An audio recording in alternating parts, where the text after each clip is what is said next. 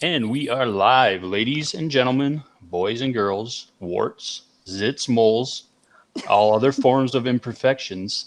I present to you, well, originally it was supposed to be the mistress of unending laughter, the belle of Comicsgate. She puts the cheer in cheers, the creator of Wart the Wizard, Mandy Summers. How you doing, Mandy? Hi, I'm good. How are you? I'm doing well. And we are joined also by Larry Holder. Larry? Hello. Yep. And Wyatt. How you doing, Wyatt? Good, good. Thank you for having me. Hey, no problem. So, good evening to everybody in the chat. Thanks for joining. Welcome to Fantasy Cast Live, episode 5, where we talk about everything fantasy. I am the host, Chael Roberts, and I am the creator of Guardians of Erloth, a 24-page fantasy comic currently on Indiegogo. And the link will be for, the link for that will be in the description. And then I will also drop everybody else's projects. So we'll start with Mandy. Mandy, it looks like you have some good news. I do. So, yeah, I'm fully funded, you guys. Oh my gosh. Awesome. Yes, Wart the Wizard is gonna happen. Oh, and I'm like, I don't know. I started like crying a little bit on Malin, and then like I've cried. I keep ugly crying. Wait a minute. So Did you just say you were crying on Malin? I was. Did y'all not? So I was like wiping my eyes, and my voice got all shaky. Yeah, I just too excited. Okay. So you weren't physically crying on Malin. You were just crying on Malin's stream. Right. Oh, yeah. Yeah. All right. So I'm going to share my screen, and we're going to, I'll share my stream too. That way everybody can jump on. We're going to check out Wart the Wizard because this is a project that I've been watching and talking to Mandy as well as a couple others. And it looks fun. Thank you. We need books and campaigns that are fun, all about fun, right? I agree 100%. All right. And Wyatt and Larry, while I'm doing that, do you guys want to tell everybody a little bit about your projects? Yeah, Wyatt can go first. I've talked on your show before, so. Yeah. Oh yeah, thanks, man. I'm Wyatt Holiday. I've right now we have Ardanna number 0. It's currently funding. It's a 24-page sword and sorcery book. We've got our main heroine. She's Ardanna. She's a warrior in a gritty fantasy world, and she's currently beginning the search for her father, who's been missing for about 15 years, and he was an adventurer himself. And it's kind of Conan the Barbarian-esque if I added elements of what I would put in the D&D campaign. Put a lot of my own nerdiness in there as well. And it's going to be a lot of fun. Awesome. And I would like to add that Wyatt has privileged me to read a little bit of Ardanna, and yeah, it's freaking amazing. That's not fair. It's really, really, really good. Thank you. You're welcome. All right, so I'm going to stop sharing for a moment so I can fixate on my screen.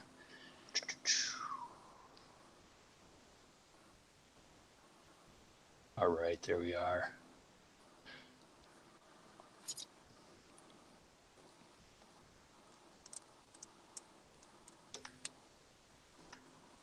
All right, so here we got Wart the Wizard. She is at 9. Oh, that's got to be wrong. I haven't refreshed. $1,500 even. Yes. 100%. Awesome. Yes. Congratulations. Thank y'all.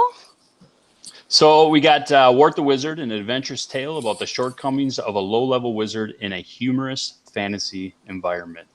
So, Mandy, what kind of humor can we expect from this? Okay, so think of Wart as being like the ultimate underdog. Things typically don't go right for him. He is, I mean, it's funny, but people kind of make fun of him because he doesn't have an epic wizard beard. So yeah, okay. So like the villain, if this gives you any idea, the backstory of the villain, which is Grade Boss, is he was a very powerful wizard that hundreds of years ago he got, defeated and locked in a tomb in a magical coffin. And he comes back. But in Brightmoor, you don't just die. You always come back, but you either come back as a skeleton or a zombie. Well, in Grave Moss's case, he came back as a skeleton and his epic wizard beard was gone. So he grabs moss from the grave and puts it on, and now he's like the skeleton walking around with moss hanging off his face. So, yeah, just a bunch of silly things like that. And, the guards are going to heckle him. And so, yeah, Wart gets heckled a lot. And Wart does some pretty goofball stuff that you're going to be like, why would he do that? And then you realize what, but yeah, I mean, so that kind of stuff. Okay. So I'm looking at Wart and I'm going to try to do this. So in God's name, where's this man's eyes? Yes. Because he's a level 1 wizard, from like the old RPG games, his clothes don't match and his hat doesn't fit, because when you start off a game, you're always wearing whatever trash that you start off with. And in his case, it's a hat that's way too big for his head, so you do not see his eyes very much. He walks around literally with that over his eyes almost the whole book.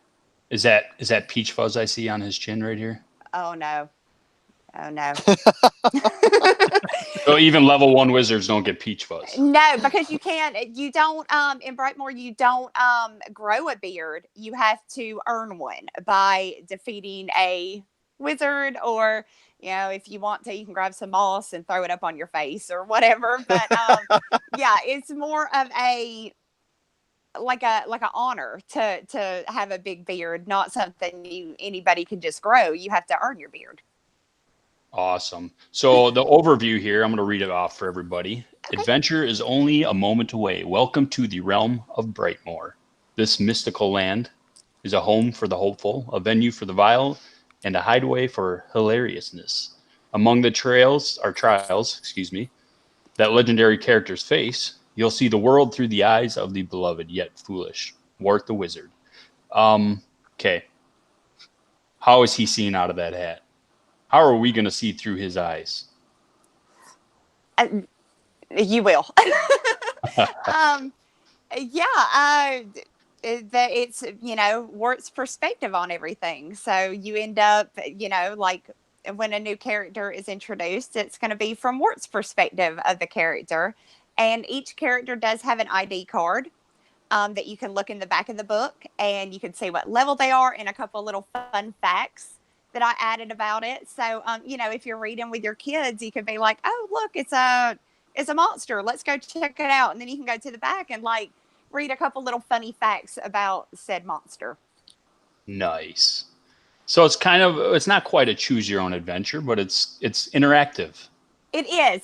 He levels up, because that's the thing, is to become a better wizard. He has an inventory. A lot like the old King's Quest games. He's going to go around finding items, and then because he has no spells, so he'll find items and then have to figure out how to, use these items to progress in the story. So I'm sensing a little bit of maybe, do you remember Amelia Bedelia by chance? Oh gosh, that sounds familiar. So Amelia Bedelia, they would tell her to do stuff. She was like a maid. And they would tell her to do stuff and the family that she worked for. And she would do exactly what they told her to do.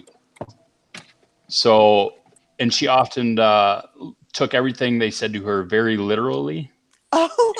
Which would land her in a world of trouble. And the whole point of the book was that she did everything literally what they said. So that sounds cute. Are we going to get a little bit of that from Wart? Every item actually, the items are not going to be used the way you think they are. Like if he finds an item and you're going to think, oh, I know what he's going to do with that. I promise you, it is not going to be what you think he's going to do with it. Every item has a weird little something that he does with it. So it's not necessarily that he's, using the items exactly like they were intended to be used. He's using strange items in a weird way to get it done. Aha. All right. So I have another question for you. His name is Wart. It is.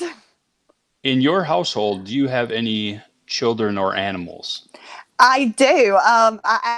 This story was created from me putting my daughter to bed and me spending 5 minutes going through her books. Like, do you want this one? No. Do you want this one? No. And one night I was just like fed up. I was ready to read her story and her to go to bed. And I said, well, just lay down. I'll make something up.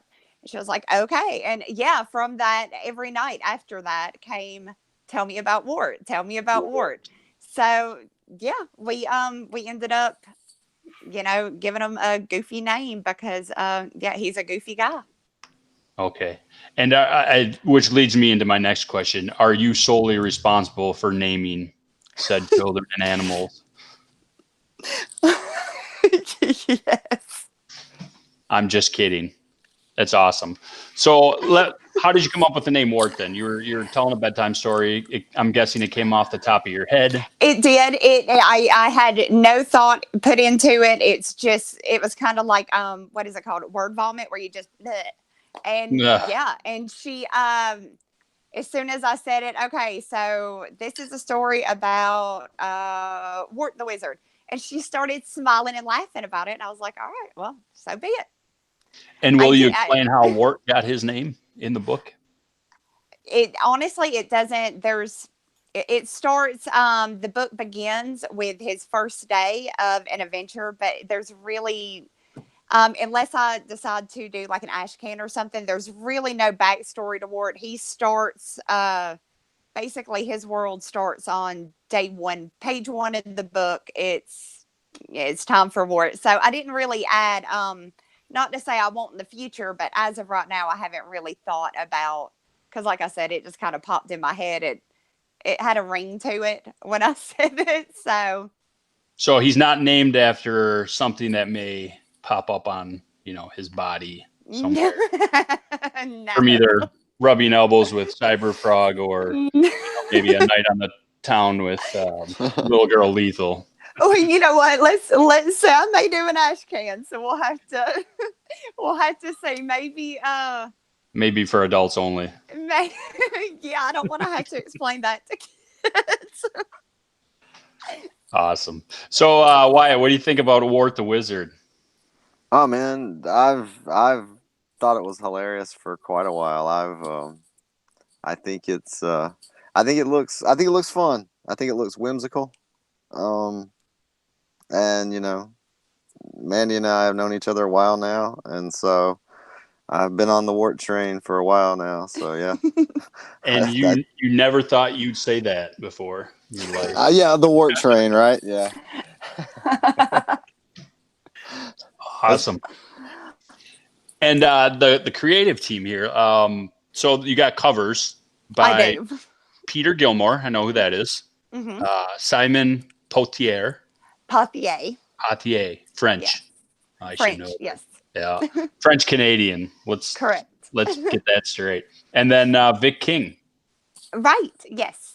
Awesome. And then you're doing pencils, inks, colors, lettering, and I am. But I'm not going to take away from the fact that Kyle Ritter does come in and tweaks my coloring. He makes it a million times better than what I do. So I do have, I'm doing it all by myself with a little help from my friends. So excellent. Yeah, you can't go wrong with Kyle Ritter. His Starblades looks phenomenal. Yeah. I know. I am like so ready for that book. Yes, is Kyle drawing his own book as well? He is. Yeah. Oh my God, that's excellent art. Holy cow. Yes. Yeah, I didn't know. I didn't even know he could draw until he did the mic drop on that one, and then it's like, holy crap, good job! Seriously. And Fatty057 says Mandy is flatting it. Can you explain flatting for me? I'm not a colorist, so. Yes, I lay down the I guess base colors. I don't know a lot of the terms, sorry, because I just do it. I do all the flat color, the basic colors, and then Kyle comes in and does my shading and my lighting and all of that good stuff. So I just lay down like what you would do if you were just like coloring with color pencils or something. I mean, I do it digitally, but that's kind of what it is. And then he comes in and makes it, phenomenal. So yeah. Awesome. Okay. So I'm going to pop over to the chat just to, because this is a record setting attendance for me here. So it looks like we sold out. Tank Ferret Art. He says, hey folks. Hey, Tank Ferret Art. Hi. I've seen him in many chats before, so thanks for tuning in. Kyle Ritter's here. Thanks for tuning in, Kyle. And Fatty057, Mike Soilo, Point of Light Prod. So that's Larry. That's me, yeah. And then we got the one and only Albino Thunderbuns. He Albino Thunderbuns has been around. He's my personal fanboy. He's been in every single one of my live streams. So shout out to him. He's got the wrench. And then we got Larry's in Rebel Comics. What's up, Larry? Maybe I'll send Larry the link, see if he wants to pop in. I thought he said he was working, but Yeah, he's at work. So okay. He's probably just listening in. Nice. Yeah. That's the way to do it. Yeah, that is. And then of course we got Wyatt and Larry here. Let's see what we got. So we got the cover by Peter Gilmore. Yes. And awesome. Was this your first cover? No. My cover looks nothing like his. His is just beautifully amazing. But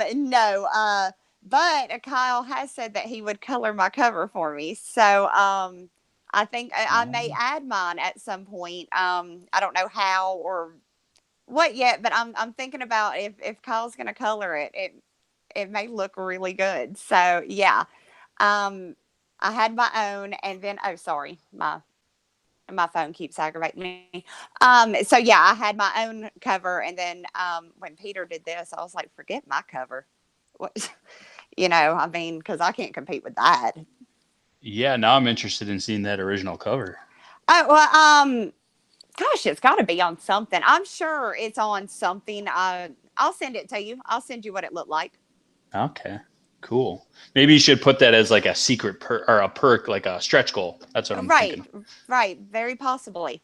Awesome. So Kyle says, where did it go? He says, I wish they knew what they were saying. I'm deaf. How does he usually? He typically he doesn't. He can't hear the live streams, so he will watch them after the fact with the captions on. That's got to be interesting.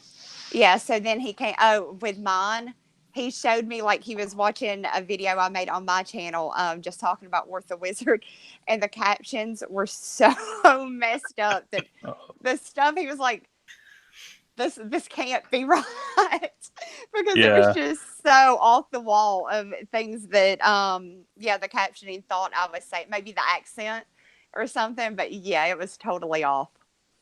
My jokes might be in trouble.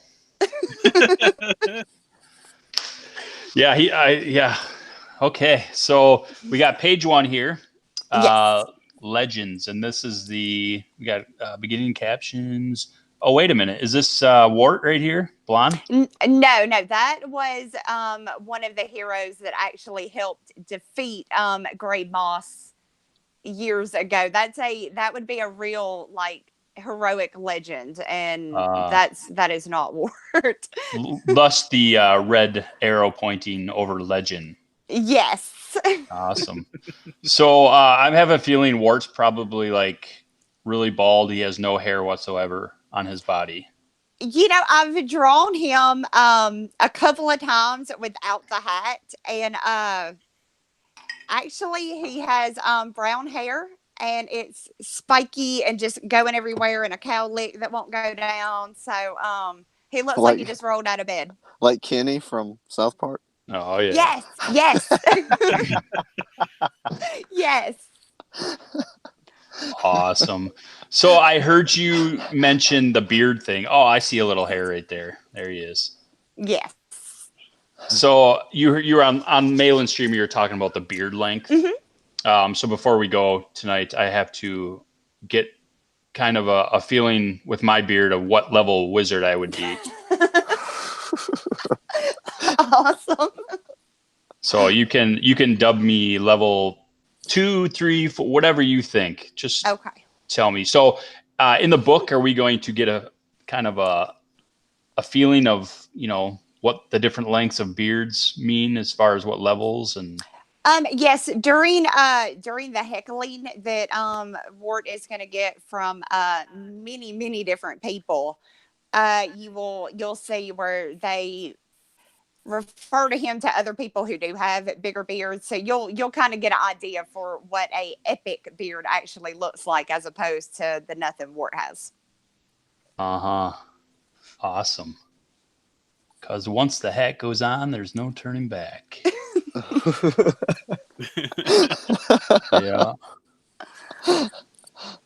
And who's this guy? Knock knock. Was he telling a knock knock joke, or is he actually knocking on the door? He is actually knocking on the door and interrupting what would be Wart's big introduction. I haven't revealed actually who he is yet, but he's going to be the start of Wart's epic adventure. That knock on the door. That's where it's all gonna begin. Is from that one knock. Awesome. Or well, multiple knocks. But yeah. Very cool. And here we got some variant covers by Sim. So Sim's on the left, right? Yes. Okay. Yes. Awesome. That looks fabulous. Who colored that? Me and Kyle. Nice. Yeah, Kyle has such a way of like capturing light. Oh, and yeah. It pops. Yeah, he's been actually giving me lessons in it. So I'm getting better. But yeah, Kyle is amazing. I had it fully colored and he was like, "Oh, I can fix that. Send it to me." And I sent it to him, and seriously, 20 minutes later it came back looking like this, and I was like, "Are you kidding me?" That's crap. Cool. Yeah.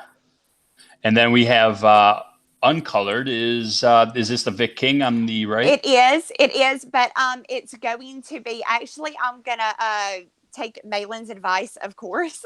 So I'm gonna take it down until I get it colored, because it will be colored.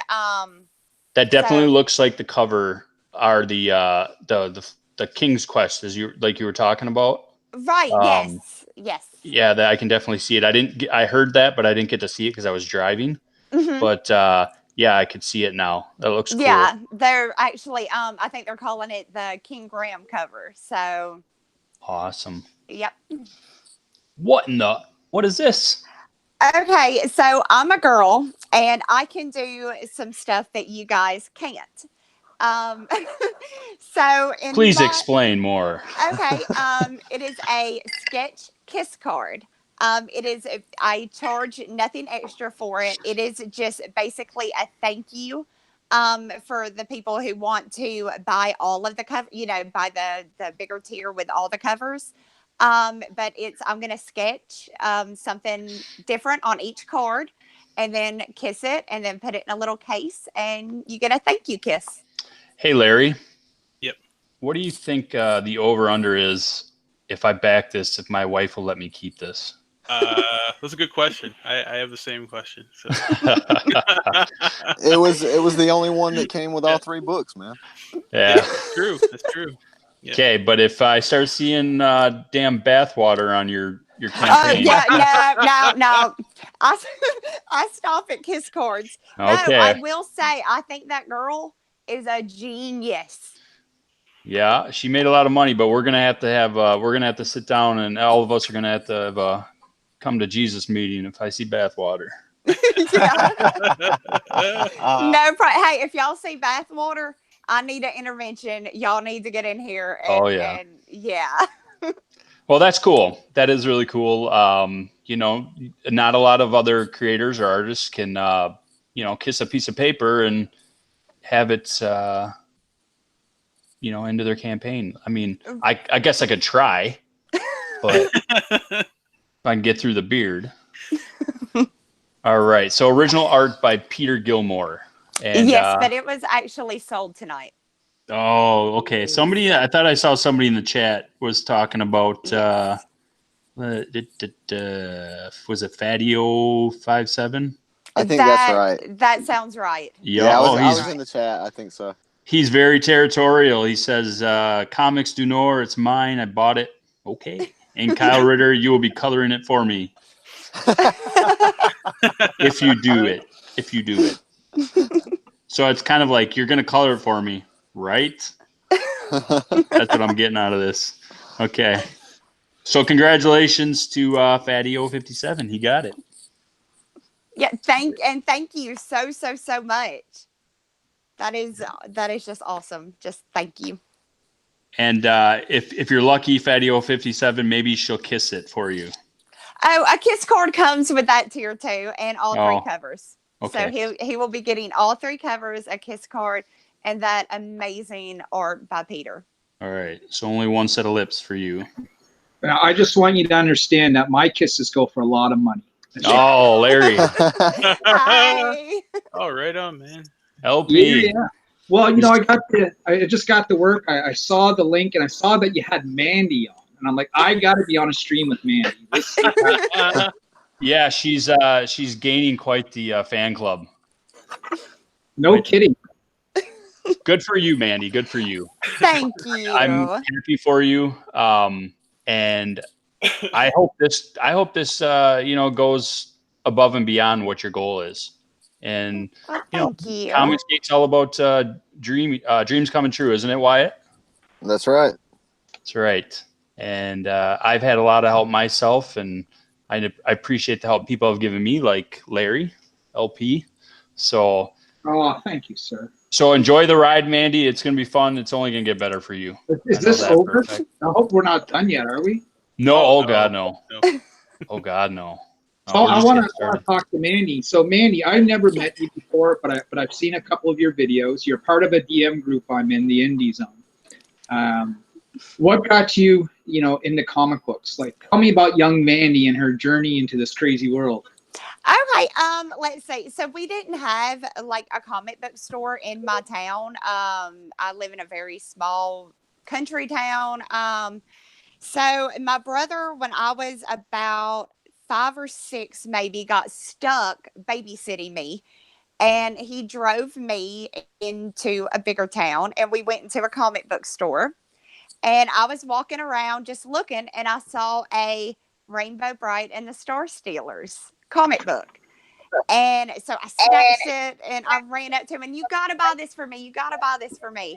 And he did. And that kind of started my love for comics. I lived in a neighborhood where it was mostly boys, and they would occasionally be looking through comics, and hey, let me look. So I ended up reading, my friends' comics and stuff. So yeah, I guess it never really dawned on me that I was doing anything that everybody else wasn't doing. It's just I was around people that liked comics, and I ended up loving them too. So what are say some of your favorite reads? If you were to recommend like books to people that you read, like, hey, this is Mandy approved. Okay. You know what I mean? Like, right. Okay. I guess my favorite of all time, the one that I would tell everybody you got to read, is The Darkness. Oh, like Top Cow, The Darkness? Silvestri, I think, did the art on Mark it. Silvestri. Yes. That one. That one was my first, I guess, adult type comic, because there was a lot of, he couldn't have relations and, all of that. But yeah, that one is probably by far my favorite of all times. I read a lot of the Grimm's fairy tales. Oh yeah. Those I really liked. Youngblood, Spawn. Just So like a lot of stuff from the 90s. When you said The Darkness, the very first thing blew me away, because that wasn't an answer I was expecting. Oh. But the darkness is very cool because I used to read the darkness way back when, because I was collecting another book called Witchblade, which was done by Silvestri as well, and of course some great Right. art back in the day, right? Right. Yeah. So that's very, very cool. Now they may have asked you this question already, right? But so if you're repeating yourself, I apologize. But what got you into wanting to actually make your own comic? Really, it was it's I bought the new Rainbow Bright books that have been released not too terribly long ago. And I got to the fifth one and was waiting for the sixth, and it was canceled. So I started kind of digging, like, what what happened to this? I mean, I didn't particularly like it, to be honest, but I was having fun reading it with my daughter. So I was like, what happened? And I ended up looking up reviews for that and the situation with that. And then it was kind of like a rabbit hole where then I found out about Zach, and then I found out about Comic Skate, and then I found out, and I've had this Wort the Wizard idea for a long time, and I thought, this is a movement I believe in. I want to be a part of it. So why now's the time. I can do it now and be a part of this awesome movement. I hear you. I hear you. I'm going to go on mute for a sec because I am at work. I'm going to throw it back to the other guys. But it's nice to talk to you for a second. Okay. Thanks, LP. So you mentioned, of all that you just said, the one thing that stuck out in my mind was Rainbow Bright. Do you want to hear my first movie, 1985, I believe it was the Rainbow Bright movie. It's a good movie. Don't be telling anybody that. That's Your our little secret's safe secret. with me. Yeah, our little secret. All right, so we got stretch goals here at the bottom. 2,000 and 2,500. So those are going to be a secret, or they are. I've got some things in the works, but I don't want to release the information until it is completely 100% done deal. Yep. But I've got some really, really, really cool stuff, behind the scenes happening. So yeah, I think everybody's really gonna like these when I start, opening them up and stuff. Awesome. Yeah, I respect that. You got to keep some things under wraps, right? Right. So who's the? I just noticed this. I guess I didn't notice it before. Who's the little dragon here on his hat? That honestly, that was just Sim added it, and I loved it. So he is not going to be in book one because I didn't think to put a dragon in book one. But now that he's like showing up in different stuff, it's like, okay, well now we gotta have a dragon. So book two, there will be a dragon, I assure you, but I have not really created the character yet. But Maybe I do love the idea of the little dragon hanging out with him. So I'm going to use that idea. It's just I've got so much drawn already, and the story is already pretty much done. Yeah. So yeah, I didn't want to add. I don't want to mess up what I got when I can just add it to the next one. Well, it does look cool. It does. It reminds me of cool. Who was Eddie Murphy? Mushu and Mulan? Is that what? Oh my gosh, I said the exact same thing when Simon sent it to me. I was like, that looks just like Mushu. Yes, I said the exact same thing. And every wizard needs a pet. They do. Yep. Maybe when he's level 2 in book 2, or how is the leveling up going to work? Yes. I planned on doing it where book 1 is level 1, book 2 is level 2, book 3 is so you get to actually experience Wort going through, but I did make sure to not take away from the story with the leveling aspect, because when I was kind of going through the ideas, when I think of reading a story and then it stopping to be like, oh, you leveled up, it kind of took away from the story. So I put an experience bar at the top, and you could just watch it go up until, the end. Exciting. That's something to look forward to. Well, thank you. Level 2. So you explained how Wart the Wizard was created. So we heard that. It was created for your daughter. And that's always a good story, because that's something that she's always going to have now. Right. That's awesome. And she can pass it down to her children in the future. So It's that's very cool. Well, thank you. So yeah, so guys, if anybody in the chat's got any questions, Wyatt, Larry, wanna No questions, no. add anything? Oh, we got Art City Comics. He says, "Hail, fantasy people, hail!" Hey, Adam. Hey, Adam. And Adam says he wants trading cards. Are you making trading cards? Possibly.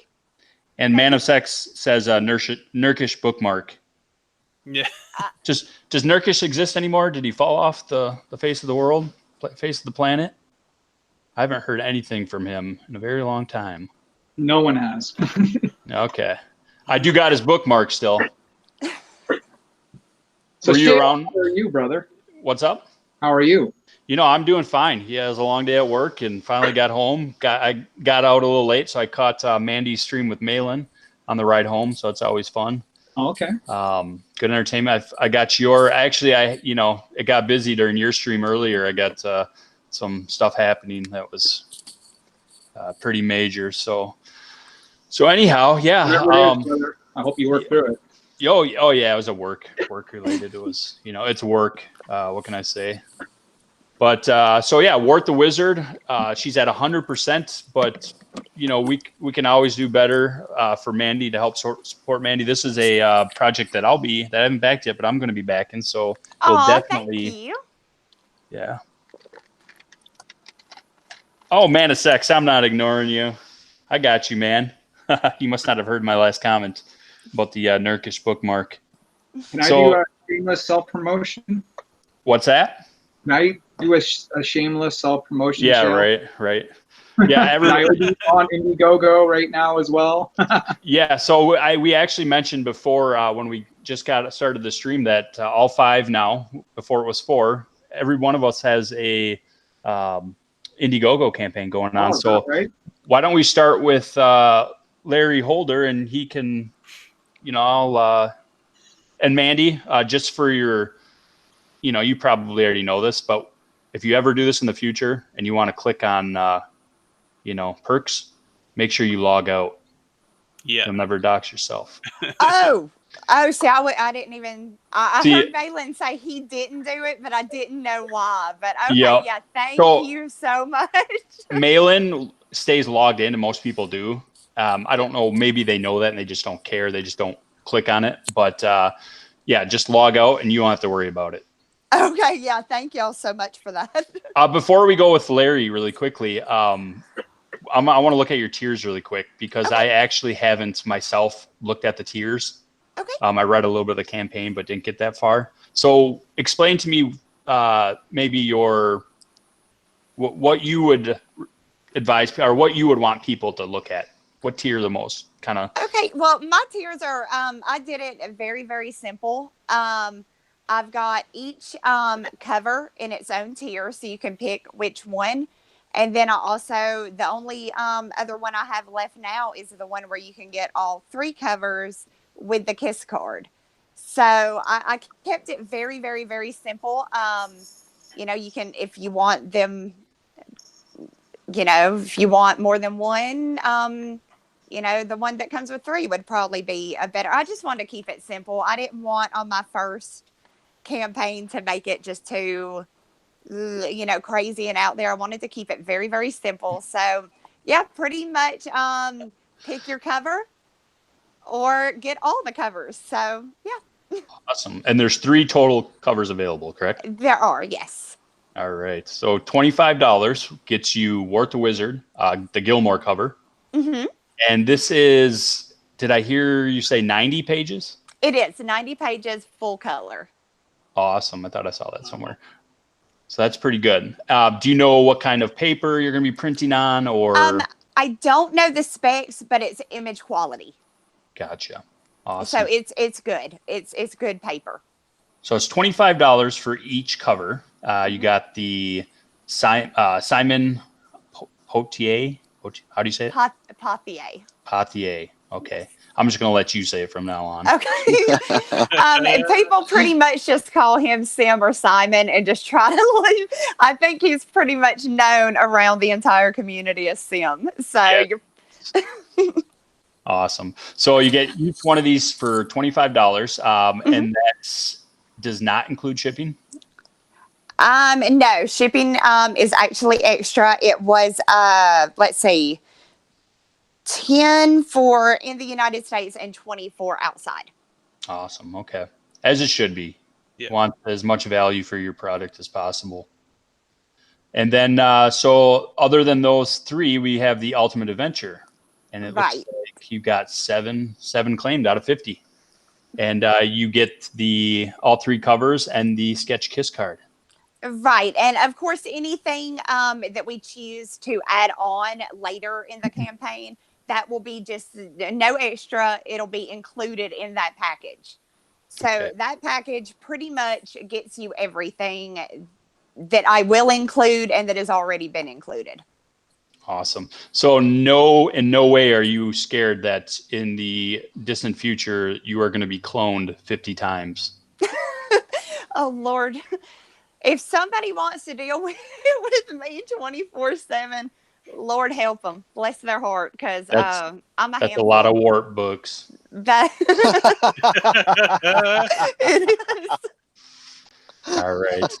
And then, of course, the original Wizard guy was sold out. That Yes. sold to Fatty 057. He got that. He snatched that up. So good for him. Good for you. Even better for you. All right. So, yeah, we're going to hop on over to Larry Holder. Larry, Hey. we're going to talk about your book a little bit because I know it's ending soon. People, Larry Holder. Yeah. Yes. He's a good guy. Got, He's pretty much my co-host. Yeah, I've been on a lot, haven't I? Yeah, you have. Yeah. I think everyone. Well, almost. I missed a few there, but yeah. Okay. So go ahead, take it away. All right. Well, I got 5 hours left on my book of Time and Space, The Lunar Rise #1. We're sitting at 33%, which is, not great, but we're going to relaunch if we don't make our goal, so that's okay. So my book is about the first world in the universe and the struggles of its people against an ancient evil that existed before time that arises from the surface, or arises from the core of the planet. So there are many different races, many different fantasy aspects to this, as well as some sci-fi mixed in. It's a nice eclectic grouping of different things. So if you like that kind of thing, it's definitely going to be up your alley. All right. And I know we've talked about it a lot, but Mhm. there's people in the chat, I'm sure, who may have not seen it at all yet. Sure. You got 48 pages by Rob Cannon. Rob Cannon, yeah. Written by yours truly, Larry Holder. That's right. Yeah. And then it's going to be black and whites, and then you're going to aim for full color with a perk or a stretch goal. Yeah, it's 8,000. The okay. stretch goal for the full color pages. And who's going to color it? Rob is also colorer. So Rob's kind of a jack of all trades. He's going to do the black and white inks, the coloring, and the lettering, the formatting he even does. He's great. I can't say enough praise about Rob. So awesome. Yeah. Yeah, it's very it looks very nice. I like this, especially this one we're looking at right here where they're standing on the cliff. There's like the 3 moons or planets in the sky. Yeah. Love that picture. There's something about it that reminds me of Dune a little bit. Well, that's one of my major influences. Okay, awesome. Not to say that it takes a little bit from that, for sure. It takes a little bit from everything. Like Sting Dune or the older or the other Dune, newer Dune, I guess. I like the design elements in the David Lynch movie. To be perfectly honest, like the movie itself was a little messy, but the design elements were great in that movie. So, Mandy, have you ever seen Dune or read Dune? I think Mandy got lost for a minute. Oh, Wyatt, have you seen Dune or read Dune? Absolutely, man. That's one of my favorite books of all time, It's a cool book. and Frank Herbert's the man. And yeah, I've seen both movies. I like them both. I like the original one, and I really like the sci-fi miniseries. I thought it was pretty good. I love Yeah. the sci-fi miniseries. Yeah, here's my copy right here. Yep, that's exactly the one I have. So yeah. Yeah. Awesome. And I really liked the Children of Dune miniseries. It That was excellent. Yeah. I have So- not actually read that. It's on the list, you know. Have you ever seen the sci-fi miniseries or? Of the Children of Dune? Yeah. No. It's great. It gave us James McAvoy. So I mean, Yep. yeah, yeah, Okay, I'll have to Yeah. check it out. it's really good. Even the original. The original was a little lower budget, but it does follow the book really closely. With a few changes, of course, because they always do that. But what I really liked about the first miniseries is that because it was lower budget, they had to do everything on sets, but they hired like a matte painter to do the backgrounds, right? Okay. So they had these beautiful matte paintings in the backgrounds. The sets were really small, so they couldn't move around very much in them. But they kind of they used the matte painting, and then they used a lot of really creative lighting to sort of like set the mood. So it's more like a play almost. I really like it for that reason. So Okay. yeah.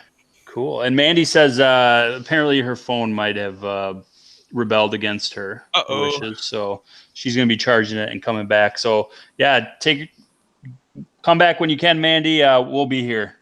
So tell us a little bit more about the story. You said it was centered on 3 races, right?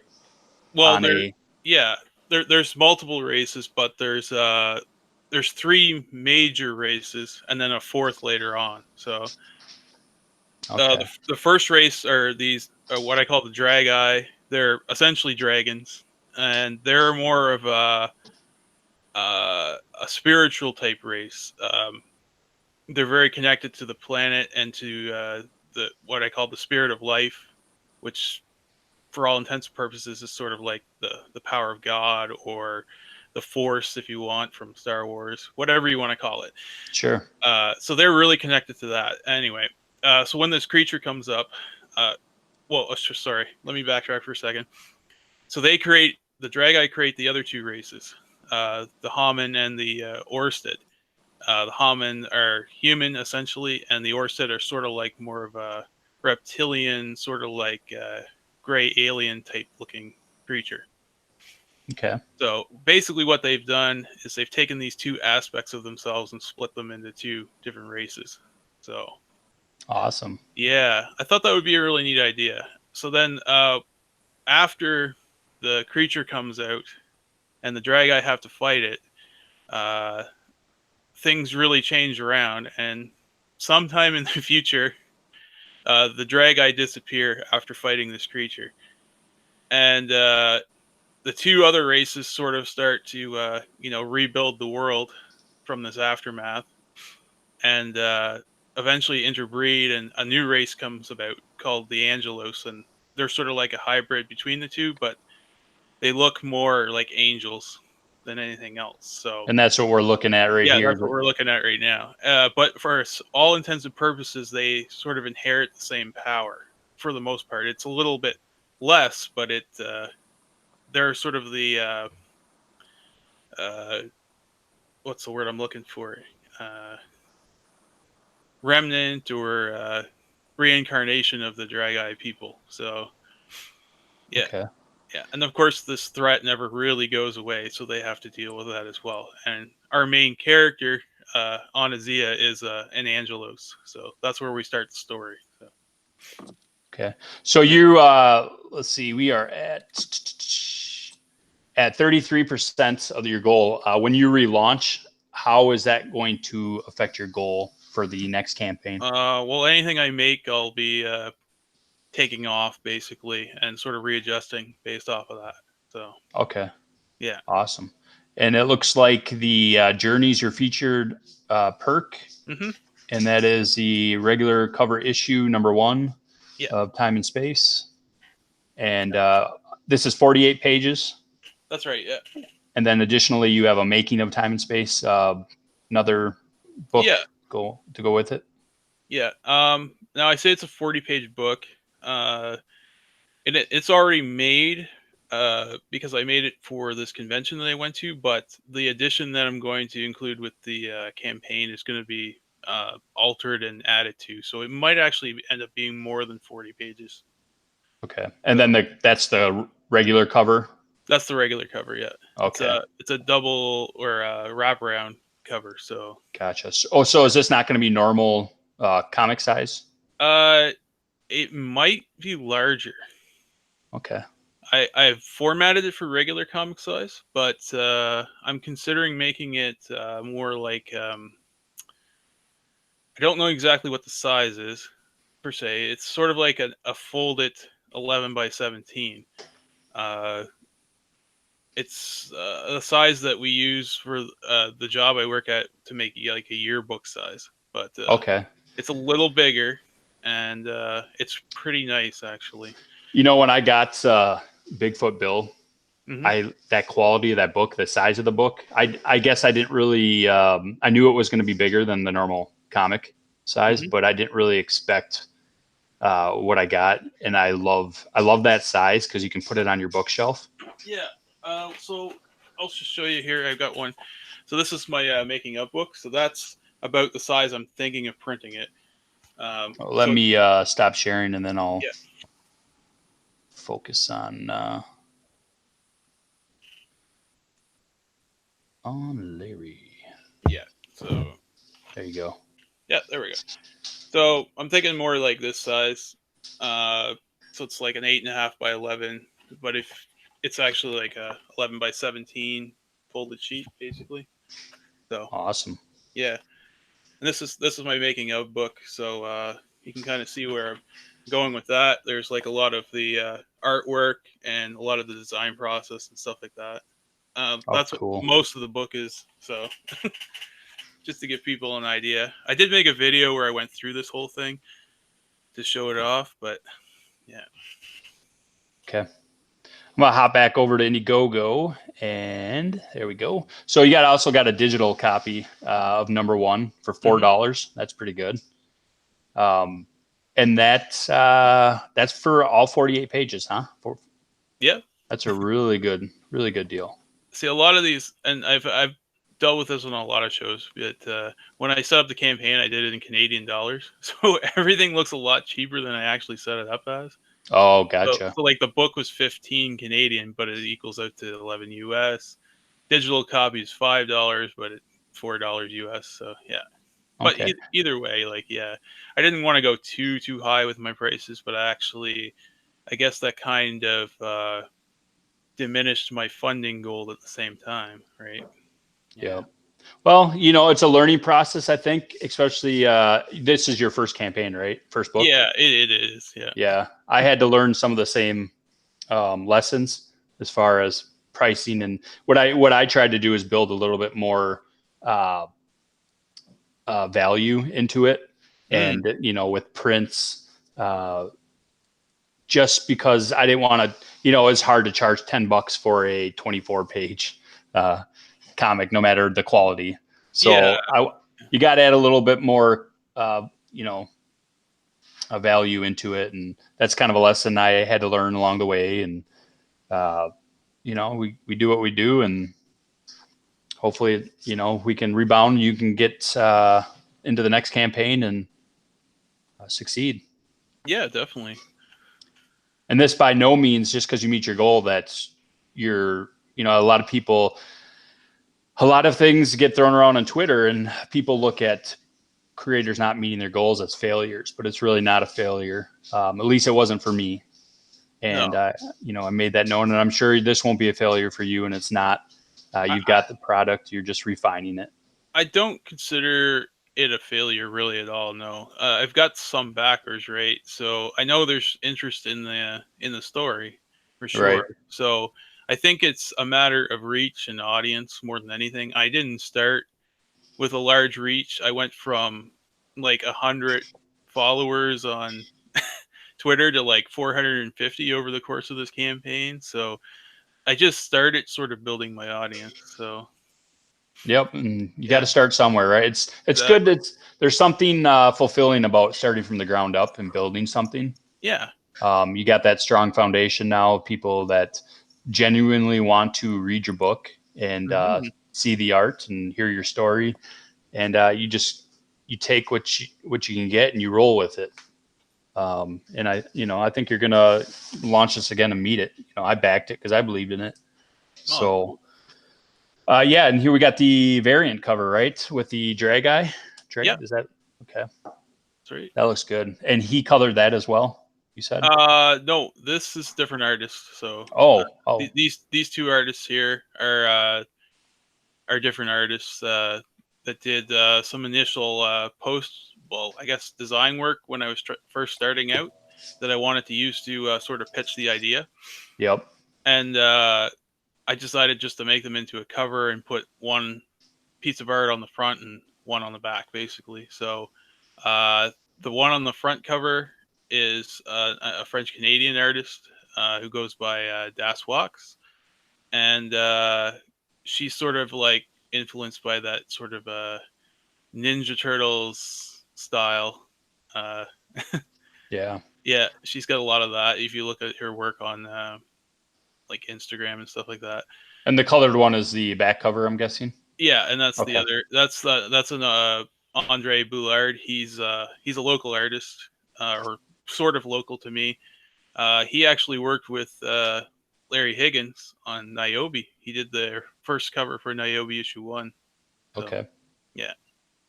Awesome. Well, I hope you do succeed. I'll be rooting for you. I'll be helping promote and lending support where I can for what it's worth. I don't have a far reach at the moment, so Everything helps, man. Like I do appreciate it. So yeah. So we're going to.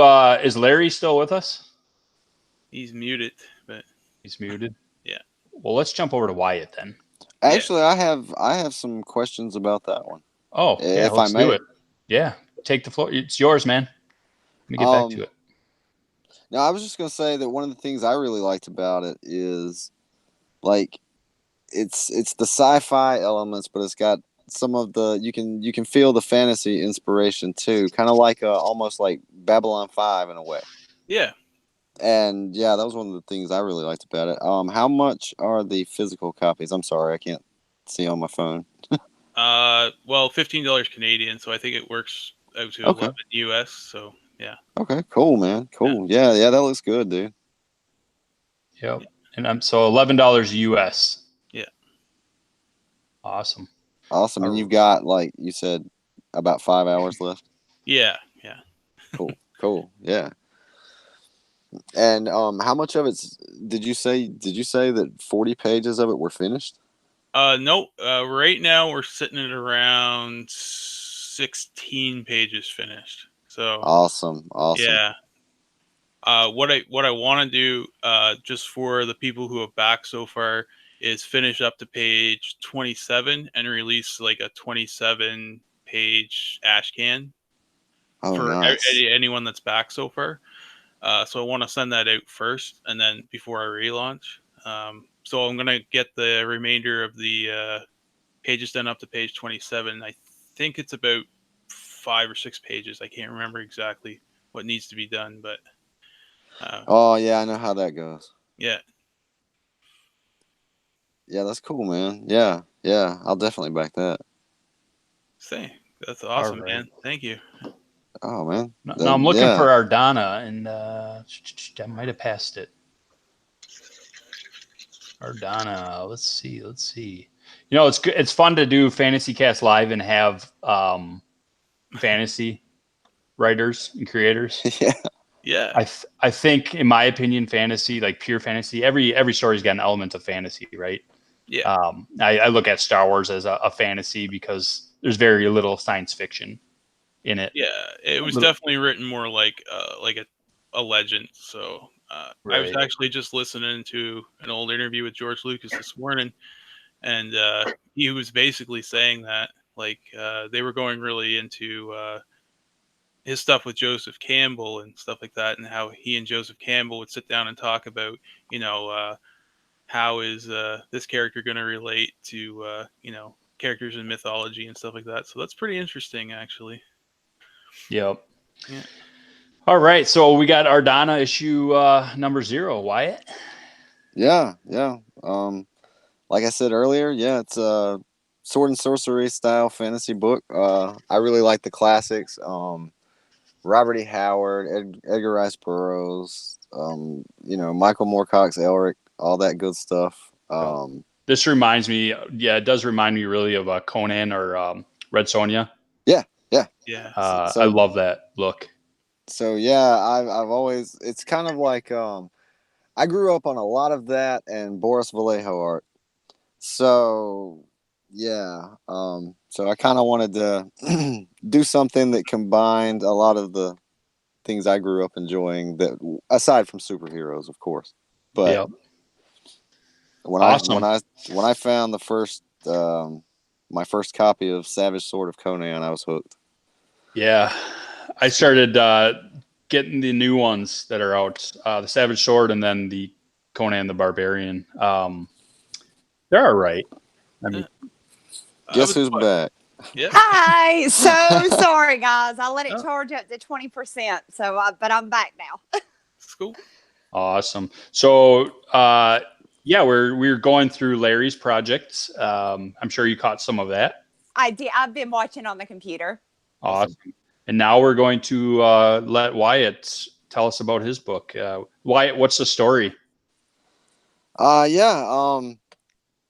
Oh my gosh, where to start? Sometimes it's hard to not tell the entire. Start with the blonde on the left, and then we'll move to the right. She is a badass warrior in a fantasy world who is the daughter of a guy who was a great adventurer himself, and she's kind of following in her footsteps, but in his footsteps. But he was an adventurer, and during his journeys, he found that he found clues that led him to believe that he was part of a noble lineage that had been usurped somewhere along the way. And as he continued to research clues for that would give more proof, to prove that theory, he found that it was just part of a larger history that has also been kind of scrubbed anything before about 200 years ago, because there's been this immortal overlord in charge of the continent for about 200 years. And her father's been missing about 15 years now, and she is beginning her journey to search for him and try to put together the pieces of everything that he started. Hey, Wyatt. Yes. Tell me about Ardanna. Ardanna, there's there on the left, sitting on the throne. So her twin sister on the right. What's she hiding behind that elbow?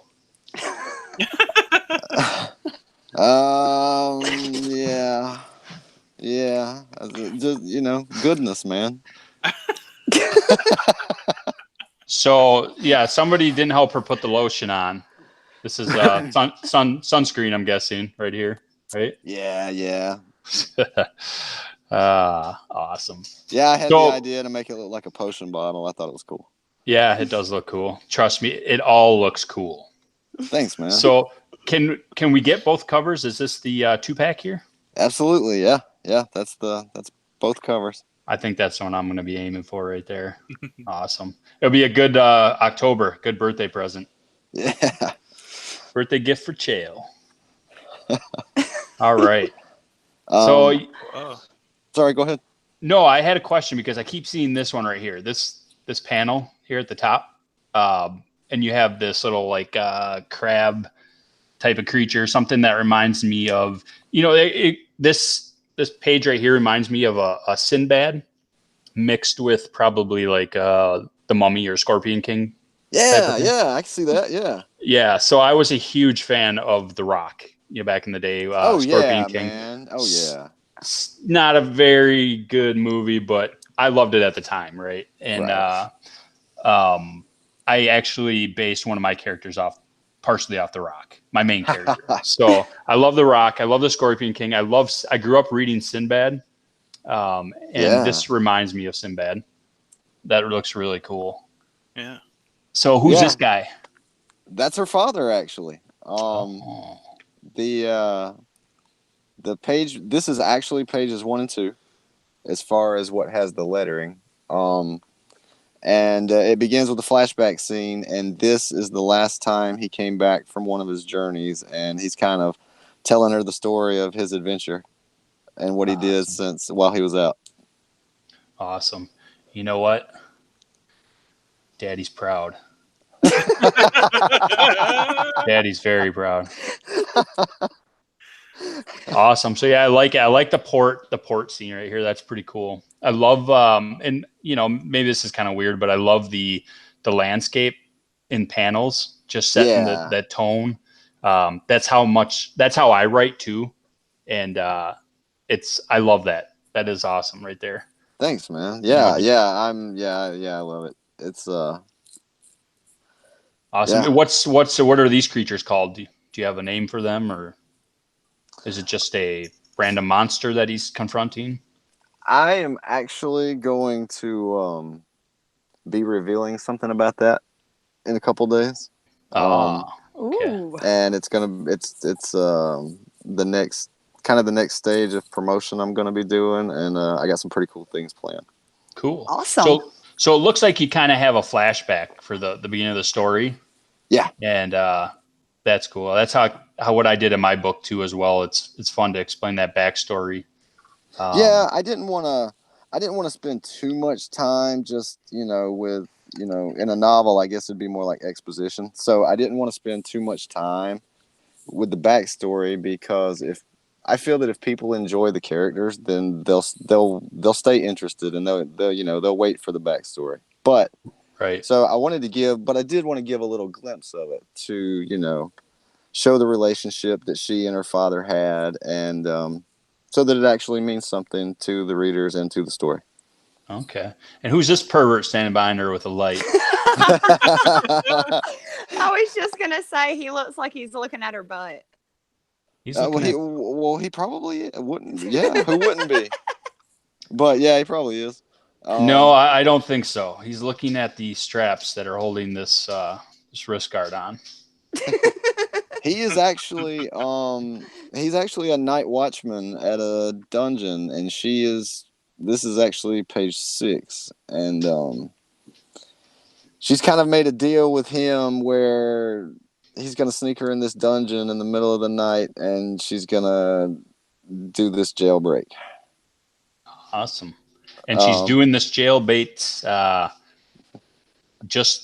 she's ready and rolling just like this, right? Well, yeah, man, that's her gear. That's her armor. Hey, I'm not hating. I wish I could put it on my main character, but I don't think nobody would probably want to see that. And it does look like a skirt on her armor there, and that's entirely intentional. But yeah, so she uses a sword. But I'm giving you grief, but it's really awesome. I love. Yeah, that's her secondary weapon. So yeah, the net comes off, and that's like her secondary weapon, and that's how it's worn.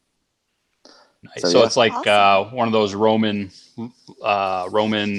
gladiators with the nets. They kind of yeah. Okay. There are I kind of put a lot of different things I like into the world itself. Of course, I'm a big fan of Greek mythology, so some things are going to have like a Greek mythology feel to it, and a lot of influences led to the design of everything going into this. So cool. Yeah, it's got that Wonder Woman feel to it a little bit. As far I'll as take that. Especially the headband right here. Is that significant or? It all will be significant. Yeah. Okay, so that'd be telling too much if you. Yeah, believe it or not, her armor is actually part of the overall story. So awesome. There's a lot. Yeah. So it's 24 pages. Yep. Written by yourself. The artist is D. Flores. Mm-hmm. Okay. And then the letter is Eric Weathers. Eric's awesome. I love that guy, man. He's just chill. Yeah. I've known him quite a while, so Oh, I okay. think it was only inevitable Yeah. that we Cool. we've been talking a while. So, and that was before he got on Earthworm Jim and all that. So I was talking to him before that. So I think if anything, best case scenario, we're pretty good friends. Worst case scenario, he just feels like he made the commitment and can't get out of it. No, I don't think so. I think he genuinely enjoys his job, and I think he, I think he's having fun. You know what I mean? Yeah, man. If you can I'm get just paid joking, and have man. fun, why not do it? Yeah, But, Eric's awesome. So yeah, you got to get Eric Weathers while you can, right? Because soon he's going to be, you're not going to be able to afford him because he's going to be after Earthworm Jim. I mean, there's only one way to go, right? Yep. That's Yeah. So I'll let you know a little secret.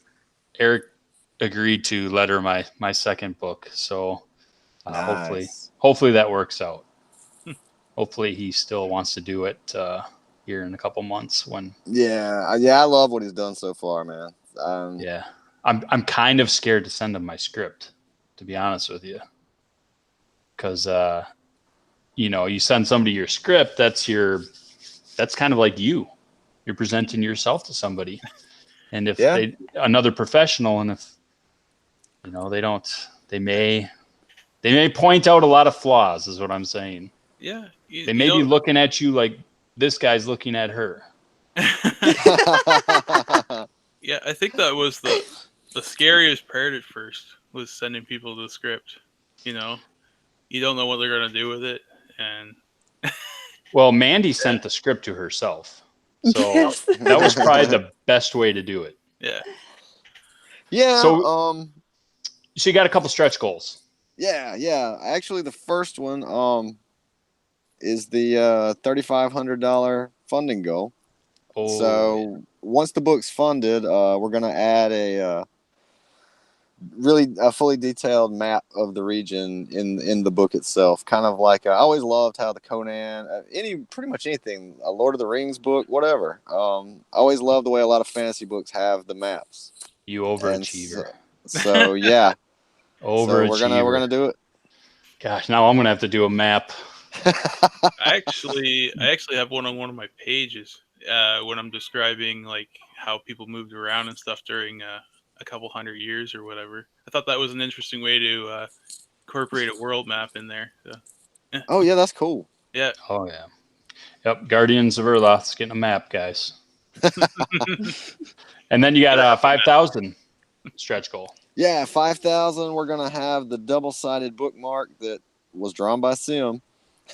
He gets around. Nice. Yeah. And, actually, that's the one he was showing, right? Yeah. It looks good. Yeah. It's basically we get the view that creep. I'm sorry, that guy up here is getting. Sorry, dude. I didn't mean creep. He looks harmless enough. He looks like maybe how Cecil would look. Maybe, I don't know. Yeah. The double-sided bookmark and a couple stickers. So awesome. Yeah, cool I was just joking, Cecil. Don't beat me up, man. If it's to be believed, Cecil likes to hang out in bagel shops and argue about dating sites. So awesome. And so yeah, every backer will receive a double-sided bookmark and 2 stickers. And then we have some, of course, yet to be revealed. So I remember seeing one side of that bookmark. It was the back side. Is the front side going to be the front side? Yeah, actually. Awesome. It's not the front side of that image, but it is her from the front, and she's like in a battle with a sword and shield, and it looks super cool. Yeah. Awesome. Yeah, I'll show it to you. I'll show it to you after the stream. Cool. I can't wait for that. Or I'll just redo it on Twitter. So yeah. Cool. And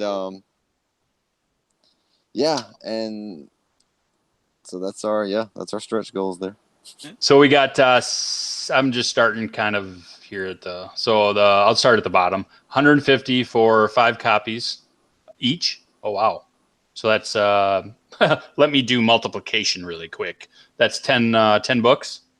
Yeah, it's gonna be that's actually 5 copies of each of those standard covers, and it will also have 2 copies of a black and white variant of the cover where she's on the throne, and it will have 1 copy of virgin cover of the beach one. And that's exactly why you log out, Mandy.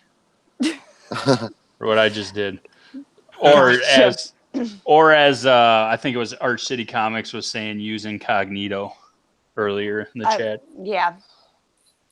So, okay, so that's 20 books you get for $150 plus a bonus. What's the bonus? Yeah, actually, it's 13. 13. If we started at the top, it would have made a lot more sense. Oh, I'm sorry. That's my fault. This is my first time. Oh, that's okay. That's okay. Yeah. That's the featured one there. You get both covers there for 30. Okay. And then, or you can buy them singly. The standard cover's 15 and the variant's 20. Let me see. Where did that go? That's a nice sword.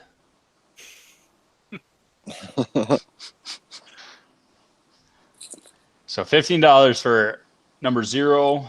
I'm just gonna say this is the original cover. Yeah, that's the standard. Yeah, that's the standard cover. And then my favorite, we got the variant cover. Yep. And this is by the same artist. Yeah. Okay. Yeah, the covers and interior art are all the same artist. And for this one, you get 1 book, and then $50 you get. Yeah, that's both covers and a variant, a black and white variant of the one where she's on the throne. Nice. All she needs for that throne is like a newspaper or maybe an iPhone, a couple magazines, just as a joke, you know. It's probably a good thing I'm not making your book. And that one is those other 3 covers and a virgin cover variant of the Summer Fun cover. Awesome. Okay. And that's 30. You said 30 books? Oh, no, that's the next one. No, that's just 4. But 4. This one, yeah. And then the last one is 5 copies of the 2 normal covers. And then it's 2 copies of the black and white one and 1 of the virgin Summer Fun cover. You know why? So it's 13 books. I'm starting to see what John Malin's talking about. I'm trying not to be confused because I'm glad I'm talking to you. Right. So 5 copies each plus bonus. Okay. Yeah, that's more like a just a bulk tier. So. Gotcha. Okay. Well, yeah, it'd be one couple to stick in protective sleeves and never open again. Are these all going to be signed? Yeah, that's actually an option. So you can either get it signed or unsigned when you check out. Oh, Mr. Fancy Pants with the options. All right. Yeah, not hating. I'm sure there might be someone out there who doesn't, want somebody scribbling on their book. Nonsense. So I figured I would just give them the option. I want you to scribble on my book. Yeah, I want you to scribble on mine too. That is a whole new meaning than what I just said. Yeah, all right. I think both of you guys. I know Mandy's back. Yes. Yeah. Hey, I want to take a peek at. In all seriousness, I want to take a look at Niobe really quick because I know Larry just relaunched this last week, I think, or a couple days ago. What was it? Yeah, it was about last week. Yeah, it was last week, I think. Mr. Silent is still there. Well, I'm at work and I had some machines running and didn't want to make it noisy for you, bud. No problem. Thank you. They're like, hey, you want to do some laundry while you're there? We'll give you a free pizza. And I'm like, free pizza? Yeah. All right. So Larry, I'm gonna let you take the floor. You do this a lot more than I do. Go for it. Well, this is a reprint. So this is a second edition. People ask me for Niobe #1, where they can buy it. Do I have an online store? That sort of thing. And I did for a while, but no one was using it, so I shut it down. But yet I still get asked the question. So what we decided to do was bring it back, put it on Indiegogo, see if anyone's interested. We had Josh Spencer from Spencer Tunes do an exclusive Indiegogo cover for the second printing. And we decided just to do a small goal, launch it. The idea here is when we're hard at work at the next brand new Niobe story. Pages are half done, so we got maybe 9 more pages left to do, maybe 10. But the pages that we've already done are already ready to go to get colored, because the next Niobe will be in color. Like this first one was black and white. Yeah. But yeah, no, people have been asking me how to get it, so I figured I'd just throw it up on Indiegogo, and anyone that's interested in grabbing the second print or the first edition, they're more than welcome to do that. And it's a very simple campaign, straight to the point. Okay. Awesome. And you got a digital too. Did you do that before? Yeah, well, I just got my Avani books in today, right, for my Kickstarter that I did. Yep. And like over 50 backers on that particular campaign were digital. So hard to ignore the digital buyer base when you got like 50 people backing digital, right? So, right. So yeah, what the Niobe I got looked like this right here. Yeah, that's the first printing. So this must be the new exclusive Indiegogo cover. Yeah, if you scroll down a little further, you'll see it in its glory by Josh Spencer. So for those that don't know Niobe, she's a. I don't want to scroll down. You just want that view right there, bud. Talk to me, brother. Japanese pop star, the ability to teleport. She's a genome, which stands for genetic anomaly. And her powers, though, when she makes her portals and jumps through time and space, basically, not of time and space with Larry Holder, by the way, it plays havoc on her body on a cellular level, because the body's not used to these sorts of jumps. And so she gets warned that, the more that you do this, the more potential it could have to cause you permanent harm or potentially one day kill you. So she's got to, figure out when is the right time to jump into action and when isn't. This first book, really centers on an issue of teen suicide, though. We follow the journey of a young man named Lucas, who's just kind of having the worst day of his life. And he gets possessed by an evil spirit. And this spirit just kind of gnaws away at him and, takes all those negative emotions and turns up the volume by 10. To the point where he's actually, going to commit the act of suicide. And our starlet here, she involves herself into what's happening. And I don't want to tell everything. But. Awesome. So people will read, will see the cover and they get one impression, but wait till they read the book and then they get a different one, Yeah. So it looks like I was watching your stream earlier, even the blank variant, you have a sketch cover, correct? Love sketch covers, man. Yep. I love taking them to, when I was allowed at conventions, taking them to cons and, getting, original artwork done on them. Would you like to tell us the story, Larry? What, me getting banned from a con? No, I'm just giving you shit. No, that's all right. I won't push any buttons, but that's the bottom line is this: is that our culture has changed, and the culture war, just much like mainstream comic books, the convention scene around here is very influenced by the left. And there were certain members in our local community that don't like me too much, and they really pushed the issue, just kind of like almost like the case with Vic, kick Vic, right? Well, they kicked me, is what happened. Okay. Mandy, what do you think about that? That he got kicked out of a convention? No, this. Oh, no, that looks awesome. The book looks amazing, but I feel bad he got kicked out of a convention. Yeah. And it was over something stupid, too. But that's how they operate right now. And until that landscape changes, until people start being normal people again, I'm just going to kind of stay away from those those sorts of events, because I don't want to go to anywhere where I feel like I got to walk on eggshells all the time, you know? Yeah. And you never know what's going to offend, you know, a person. And I had a 30-second interaction with the guy, and he turned around and blasted me on social media because of it, you know? And this started a whole chain of dominoes that led to me getting banned from a local con, because all his friends dogpiled on me and called the convention and said, if you let this guy in, we're not coming. Yeah. So, you know, the typical left lynch mob mentality, you know, won that battle. So, yeah, I mean, until the current landscape changes and people start acting like normal people again, you know, I'm not going to go around, you know, to those sorts of events anymore. Even if they were to let me back, I wouldn't go right now, just because, you know, they're just so weird, and the weirdest things trigger people and set people off. And then, you know, like one small minor anthill turns into a mountain, and next thing you know, your whole reputation is ruined. So I'm just not into that. Yeah, you know, you almost feel embarrassed, and you don't feel embarrassed for yourself, but you kind of, excuse me, you feel embarrassed for everybody else, because it's very.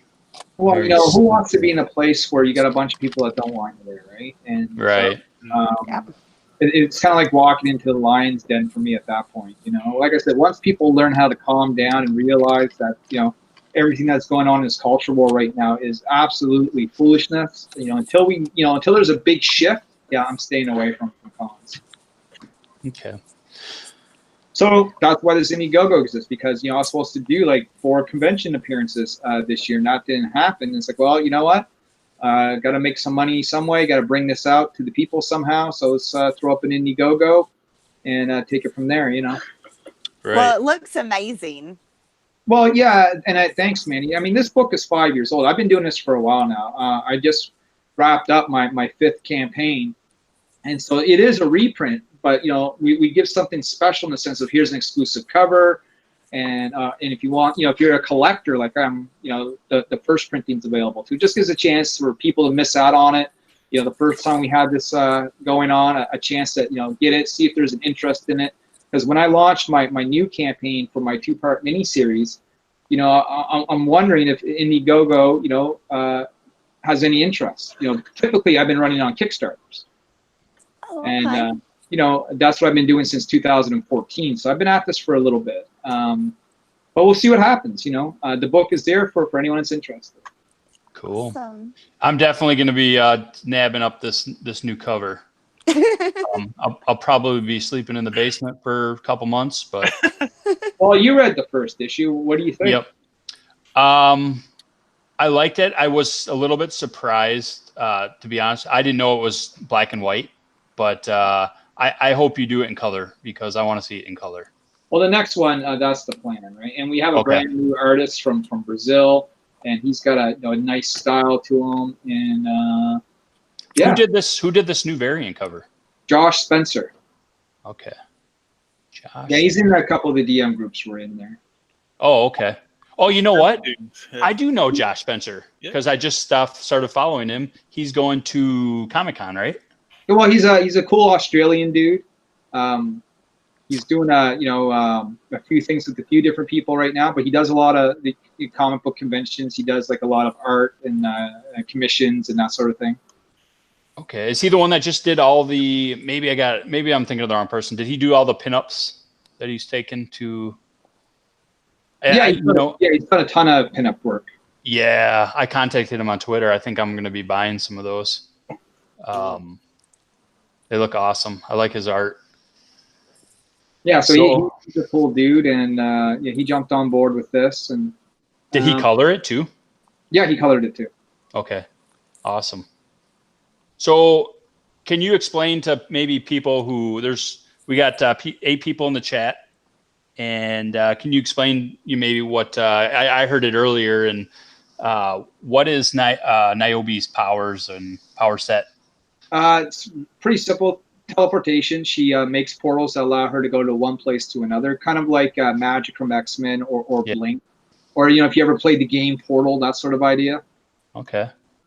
That's her main power set. Now she can focus energy and turn it into like a concussive blast, but it takes a little bit out of her to do that. That's kind of her offense when she needs to use it. But mainly it's it's teleportation. Okay. Awesome. And I know you've explained the story before, so I'm going to ask you to explain it again. Which story is that? The Niobe origin story, what happens, how she kind of disappears and ends up in another place. And well, she was a J-pop star when she was younger, right? Yeah. The teenage, almost like K-pop sort of thing. And there was a signing at a local mall, and that's kind of like mutants from the X-Men. You never know when your mutant ability is going to kick in. Well, she got mobbed. People are pulling at her, grabbing her hair, all that sort of stuff. And her powers kicked in and kind of, she disappeared, a few blocks down the road, and all shocked and awed of what happened. And, her record company tried to play it off as like some sort of promotional stunt, but no one was really kind of buying that. And, she kind of came out publicly and said, yeah, you know what, I'm a genome. And kind of ran from there. So genomes in my world are kind of like mutants, in the X-Men world. And, they're known. They're somewhat accepted, but not really. Most of them don't even have powers. A lot of them, might have like a third eye or pink skin or, some sort of deformity. But a few select of them, actually have abilities and powers that are noteworthy. And teleportation is very high up there on the level. Very few people in my world can teleport. Okay. And you got a stretch goal put up right now. I think, you got a couple. All right. Yeah, I mean, if we meet goal, everyone will get the Niobe Chibi pin. If we get to $3,000, everyone will get the original Niobe Rockstar print that we did way back in 2015. And if we get any higher than that, then we'll try and come up with something really cool. Okay. And do you think after your campaign is finished here and you meet your goal, do you think you'll keep it in demand? No. Okay. This is 30 days and 30 days only. This is limited time. Gotcha. And you've already got the product ready to ship. It's already finished. So. Yeah. Well, I mean, that's the cool thing about a reprint is that it's already done. I mean, we've made new inside covers, brand new cover. So this thing can go at any point, right? And the idea is any extra funds that we do make from this all goes towards doing the new book. Awesome. And then just so everybody knows, if he doesn't meet his goal, it does, you're getting the book. Right. Maybe. Well, maybe. No, it's a fixed goal. It's a fixed goal. If we don't meet goal, I mean, everyone gets a refund. That's how it works. Right? Oh, okay. So if it doesn't meet goal, what Indiegogo does, it says, okay, well, you have a fixed goal, but you didn't meet it, so it will refund everybody. So this is a must do. Gotcha. So the books you had earlier were not. Was that Avani that I saw earlier then? Or? Yeah, that was from the Avani Kickstarter that I'm going to be mailing out as this goes on. In fact, I got 50 Avani books here with me at work that I got to bag and board and sign. Oh, fun night. So work is, I'm doing double work here. I work as a night auditor at a hotel, so I got lots of downtime, right? Yeah. So I brought I just picked these books up today from the printer, and they look nice. If I wasn't at work, I'd be on camera right now, and I'd be showing these to you. But yeah, they're going all in bags and boards tonight. Then I'm going to bring in another stack. I got like 200 of these to do, right? And then after the weekend, it's just going to be mass mailing. I bought like 100 mailers for $100, and the prints are all done, the buttons are all, like everything is ready to go. The T-shirts, the whole nine, man. So yeah, there's T-shirts in this Shale. If you scroll down, you can show off the Chibi T-shirts and stuff too.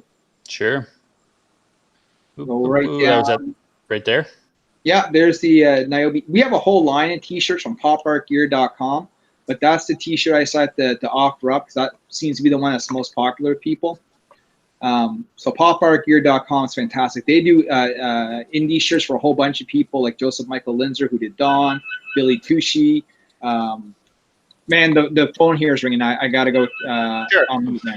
No problem. We'll pop over to the chat really quick because it looks like we still got 8 people. Albino Thunderbuns, he needs to step away. He's back. We missed you, man. Going back to Wyatt's, he said, I like the old school She-Ra vibe that Ardanna has in her character design. Yeah, the color scheme, kind of turns out that way. So Yeah. so And I'm he just says, I'm just gonna roll with it. yep, nothing wrong with that. And he says, a great establishing shot goes a long way in opening the reader's imagination.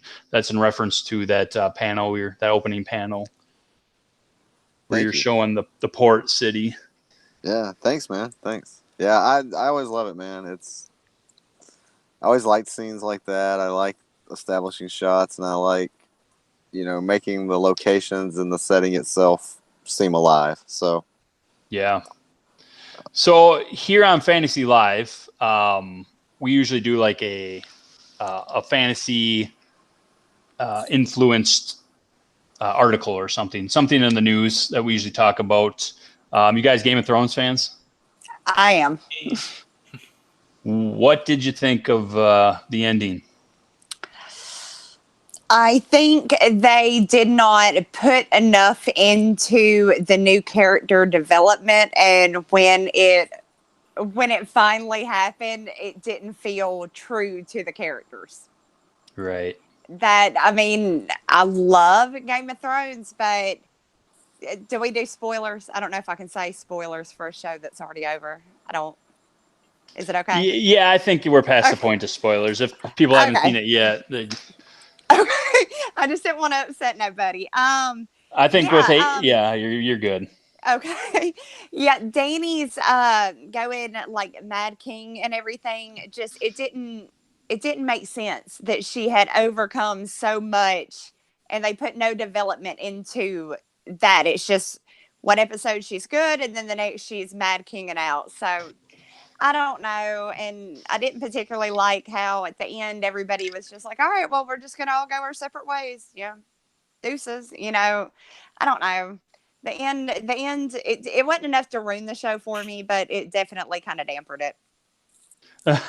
So Kyle Ritter's in the chat. And this is why I took it off the article. He says, at Mandy Summers, where's she? Hulk sad. So we're gonna go ahead and talk, Mandy. Maybe we've got to make our listeners happy. So yeah, I agree with you. It was very they said bittersweet. If it was a little bit more than bittersweet, right? Right. So it was it's not the way I would have ended it. So but it's what it is, I guess. Yep. And Larry, you're not a Game of Thrones fan, right? No. Never No. really got into it yet. I am. Why? Are you? Yeah, brother. What did you think? Of what? The ending. Oh, the ending. Well, here's the thing. The books aren't done yet. And had the books been done, I'm sure the ending would have been a lot better than what we got. But what ended up happening is that the show wrapped up faster than George R. Martin could write the books. And so those guys had to come up with their own story and their own ending. And I guarantee you, it's not going to be as good as what we'll get out of the novels. But, it is what it is. I mean, I kind of suspected that Daenerys would eventually, go Mad King route, right? And, do the whole burning thing down to the ground. Did you just assume her gender? I may have done that. But she's future Mrs. Higgins, so I'm not too worried about it. Stop right now. You stop using logic. My one true love there, Daenerys. No, there was a couple of things, with I don't like the way they kind of handled Jaime Lannister in the end. He was one of my favorite characters. I thought he could have been done a little bit differently other than being crushed by rocks. Yeah, that was the battle between the Mountain and his brother. That was cool. Jon Snow taking out Daenerys. Yeah, I'm not sure that's exactly how it's all going to go. And of course, Arya, she's the one. She's the big hero, right? She's the one that comes out of nowhere and strikes the Night Walker King and thus ending pretty much everything. When really what people kind of want to see, I think, was Jon Snow get that final blow in. But again, it is what it is. It wasn't bad, but it wasn't fantastic. Well, like you said, the way Jon Snow getting the the last blow. You know, I wasn't offended when I first saw Arya kill the Night King. You know, it was a pretty cool move. They kind of set it up, but her goal was Cersei all the time. That's how they set it up. She was supposed to go kill Cersei. Jon's confrontation was with the Night King, right? They had two face-offs before that. Mm-hmm. They talk about subverting expectations. That was a hot word, keyword, I think, amongst the disgruntled fan community. So, yeah. Does anybody know why they never brought in? When I read the books, Lady Stoneheart. Yeah, I think they just said it was too much. Just too much, and left it out. Yep. I mean, it was cool in the books, but yeah, I don't know how it would have looked. You know. Well, we didn't even get the ending for the books. I mean, she's still in the books. Yes. You know, they left off with spoiler alert. They left off with her sending Brienne to collect Jaime. Mm-hmm. So definitely good books to read. They've mentioned that George Martin has said that the books have the same ending or similar ending as the show. I hope not, because I guess that would be the most disappointing series I've read. It would end on a down note. Right. And I think he's the type of author that would do that. And I don't want to, crap on his work. You know, he's a good writer. He's a good storyteller. I would be very disappointed if they ended the same way. But getting back to the article, they're talking about the next series coming out, and they were discussing, and I'm going from memory, they're discussing basically it's going to be everything we've expected. You're going to see the Starks and the Lannisters, all the houses coming back, and it's going to be set 1,000 years before this series. So we'll get Game of Thrones, but Knights of the Old Republic. Yep. Right. Right. Prequel 1,000 years, which is kind of funny because the guys that were writing that show obviously are moving on to do the next set of sort of Star Wars movies, and it'll be interesting to see what they kind of bring to the table. But new Game of Thrones series, hopefully it's good. I mean, it's kind of like when they start announcing like new Walking Dead series. I don't really watch much Fear of the Walking Dead, but I'm starting to hear some good things about it. So. I say I'm the same way. When people leave something, even if it's just because it concluded and they go to do something else, I'm always kind of like a little bit going into it because you don't know if they're gonna be able to do it again. I mean, so at least that's the way it is with me. I agree. Wyatt, are you a fan at all? Yeah, I liked. Yeah, I was really into it. I didn't watch the final season because just busy with work and stuff. Just didn't have time. And so we just ruined it for you. Oh no! I knew all this a long time ago. Okay. But spoiler alert. But no. I just I just didn't have time, and I don't know. I don't even know if I'm going to watch it. I'm all right. Oh yeah, what I did watch the other night, Shale, I went and seen the new Spider-Man movie. How was that? It was all right. I mean, it's not the Spider-Man from the comics anymore, but for what they've done with the MCU, it was all right. I kind of dig Mysterio. It was nice to see a different Spider-Man villain in the movie for once. So, Right. Good popcorn flick. You know what I mean? But it wasn't anything groundbreaking, I might even dare say the first one was better than the second. But there was nothing wrong with the second one if you've been following the MCU, Yeah, I had a buddy. Every MCU movie but Captain Marvel, right? So. Yeah, I had a buddy. He was going to see Spider-Man, and he hadn't seen Avengers Endgame. And I was like, "Yeah, I don't think you want to go see Spider-Man. It's going to ruin Endgame for you." Because I know that I've heard and seen from the previews that they touch on Tony Stark quite a bit. Oh, of course. So. Yeah, it's a little bit of a, I don't think that's much of a spoiler that he's kind of a bit of a theme in the movie that, Peter's kind of, dealing with the death of his mentor, Tony, and, how the world is after, what they call the blip, right? And that's when everyone disappeared and returned. And they kind of, talk a little bit about that. It's cool. Yeah. Kyle Ritter says, yeah, I really need Starbucks because I forgot to click live instead, like 30 minutes ago. Facepalm. So is he behind? Is that what I'm understanding? There's always a little bit of a delay in the stream. Is that what you're talking about? I think that's what he's talking about. So, yeah, I'm a little confused. I'm not sure. Do you want to interpret, Mandy? Is she frozen? I think so. She looks frozen. My phone might have died again. Ladies and gentlemen, Frozen 2, starring Mandy Summers. You talked about that bathwater earlier. I think mine might be worth some money. Get on that gravy train, you know? Oh, man. You better show a little skin for that. Well, yeah. Oh, I got to go on mute again. All right. So, yeah, I guess this may be a good juncture to maybe end the stream. Wyatt, thank you for joining me. Oh, man, thank you for having me. Yeah, and Larry, thank you again. Thank you. And Mandy, always awesome to see you. I think she's in mid-laugh. It's like she's in mid-laugh. She's going for the mouth, so I'm guessing she's in mid-laugh. But she says I'm lame. No, not lame, just frozen.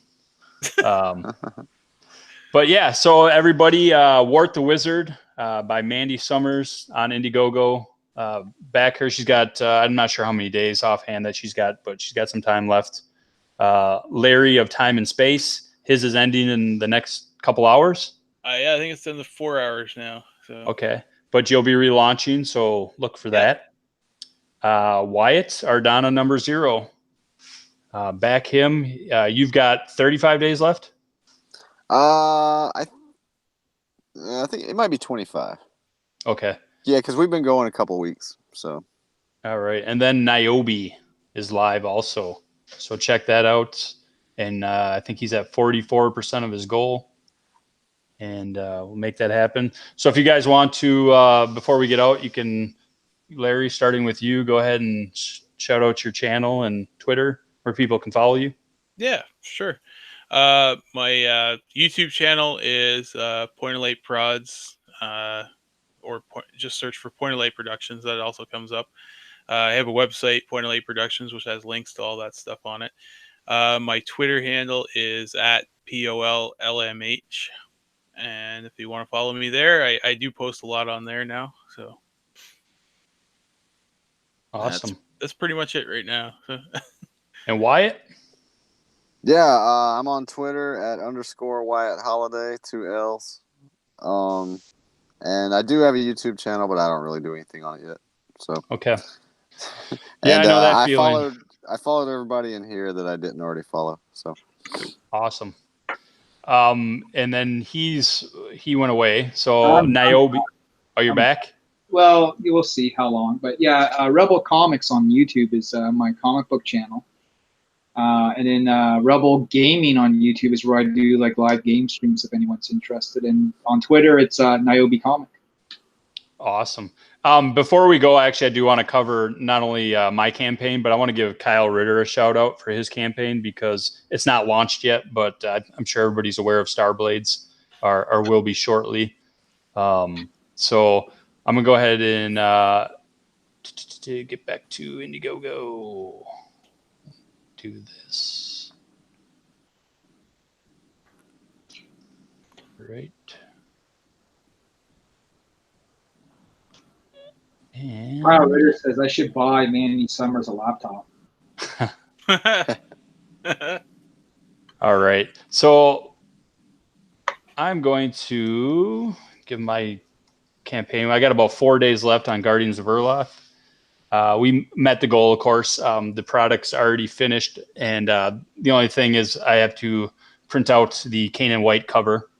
So the fulfillment will be August, unless you got digital, and it will be shortly after the campaign finishes. But Guardians of Erloth, Volume 1, is a 24-page fantasy story, and it is about a kingdom of Pardus, and the king of Pardus, his efforts to defend his kingdom from invading lizard men, And then in the process of that, how he deals with his only son and heir getting kidnapped, which will lead to all-out war. And the decisions he ends up making will impact not only him and his kingdom, but will impact the future of his heir. And that will be the main character, whose name is Caius.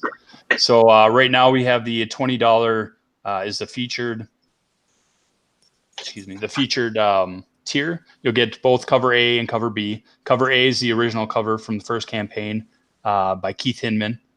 The cover B is the new Canaan White, and then you get a 6x9 Canaan White print of that cover. So the new thing to the campaign is the Canaan White cover, colored by Ryan Best, who's the interior artist. He did a fantastic job. You know how good Canaan is, but when he's drawing something for you and you see it, it still is, amazeballs. So very good. And then you can get the Rogue as a Canaan White cover for $10 and not including shipping. You can get the Keith Hinman cover A, and those both come with the 6x9 art print of Canaan White's cover. So you get a choice there. If you want to get both, you go back up to the Knight. That gives you both, and it gives you the print. And then for this campaign, we have a digital for $5. Like I said, you can get that. That will be fulfilled in July after the campaign ends. I am planning on going into demand. I'll probably make a couple changes on the campaign. And then the Mage, $30, not including shipping. You get those two covers, the print, and then 11x17 poster of Varanus, who's the main antagonist. You'll see him in the Canaan White cover here. So there are the two covers. The Guardian, you get 2 of cover A, 2 of cover B, the 6x9 art print, the 11x17 poster, and you get the 5x7 art print of Caius, the main character, who will be the main character throughout the series. Now, Wyatt, like I said, I couldn't stick. I can't make this. How do I make this guy sexy? Oh, man. It's all in the armor, man.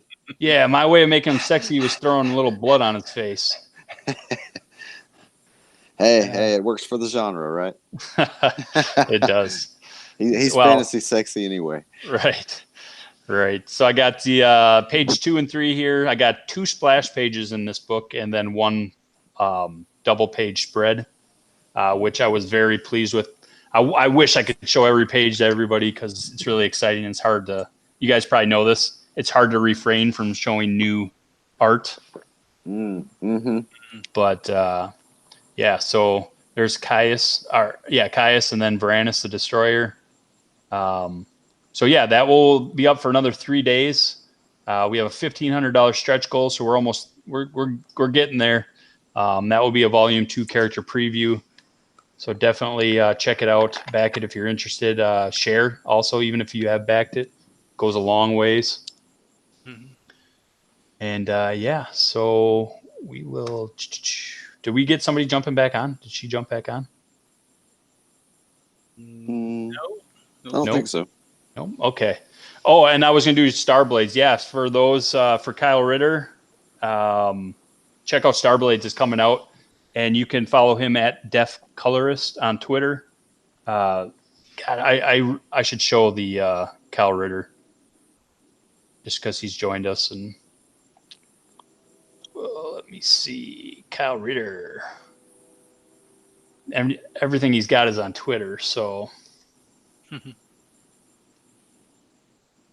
does he have his own channel? No, I don't believe so. I know he's got a pre-launch page on Indiegogo. Oh, does he? Yeah. Oh, I did not know that. I'll look up that. Yeah, because he's trying to collect names for the mailing list. So. The Starblades. That's what. Yeah. Starblades. Okay. So here we go. Starblades. Yeah, this looks phenomenal. Look at that art. That looks like EBS art. You think? Pretty similar. Yeah.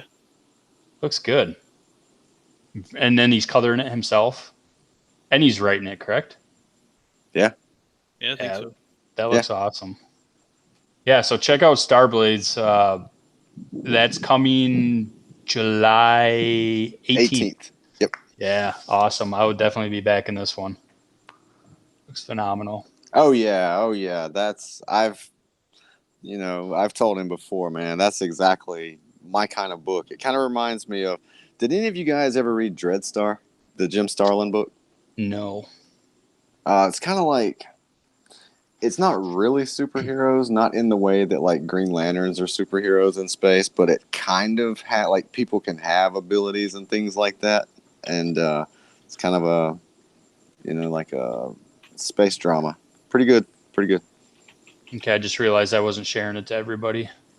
So let me jump back really quick so people get a look at that. So July 18th, Starblades. Wow, that's phenomenal. That coloring, man, that light. He's crazy good. Yeah. Incredible. Looks awesome. So I'm not really positive on what the story is, but it looks good. Story. Yeah. Yeah. I don't think. Right. Yeah. It's good. Yeah. It looks really cool. Actually, you know what it reminds me of? It sort of reminds me, or the look of it sort of reminds me of this old RPG I played called what was it called? Legend of Dragoon. It has that sort of look to it. Maybe it's just like the guys with the wings. I'm not sure, but yeah. Okay. Yeah. Awesome. Yeah. So check out Starblades in here in about a week. Exactly a week, I think. That's gonna be fun. All right, gentlemen. Thank you again, Wyatt, with Ardanna number 0 on Indiegogo. Thank you. And Larry of Time and Space coming back to Indiegogo. Yep. Ending shortly. And then Mandy's not here. She's still frozen. Or is she gone? She's I in think the she's chat, gone. I think. So Yeah, I think it. Yeah. I think it booted her. So Wart the Wizard, check it out on Indiegogo. She just met her goal, but she's pretty excited, which I'm excited for her. I like seeing, indie creators succeed. It's always fun. And then Niobe also, Larry, Rebel Comics. All right, gentlemen, thank you for joining me. You guys have a good night. We will see you next time on Fantasy Cast Live. sounds good. Thanks.